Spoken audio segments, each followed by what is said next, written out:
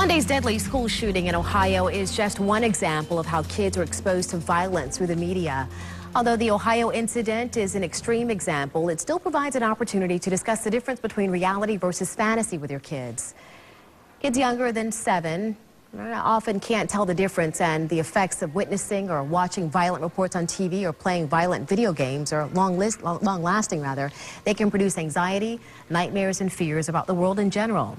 So rather than try and shield your children 24/7, Tampa Bay Parenting Magazine editor Angela Ardolino is here now with some advice on how you can talk to your kids about violence and when they see that in school. First of all, you say that it's important for parents to teach their kids about the consequences. So many kids play video games, they think, it's game over, but in real life, that's not the case. Unfortunately, yeah, they shoot someone or they kill someone on the video game, and there's no blood and there's no consequence, and it just disappears. And when a little child sees that over and over again, they really become desensitized, and they don't even understand what it means or what it is.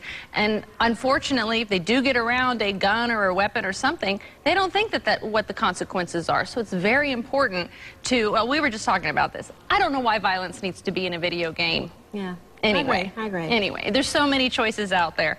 But when they get older, especially with boys, I know it's something that they really get into, but it's really important for them to understand fantasy versus reality. And then if you do shoot that gun, there's going to be awful consequences, not only for the poor people that are being shot, but for the child that's now going to be charged probably as an adult for killing these innocent children. So it's really important for kids to understand this is a teachable moment for parents. It's an awful thing that happened, but it happened, and it happens a lot, unfortunately, and it's something that they need to know what the consequences is.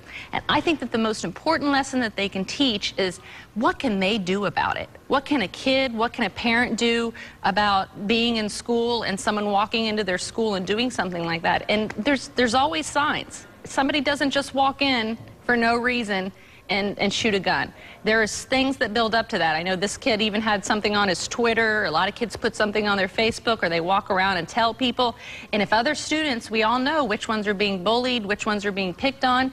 The kids need to be able to come home and tell their parents about the problem. Their parents need to go to the teachers or counselors so that everyone is aware of it. That kid needs help. So you say the parents should encourage the kids to be proactive. Don't keep silent if you see something that just isn't quite right, or you have a gut feeling that maybe some classmate needs help.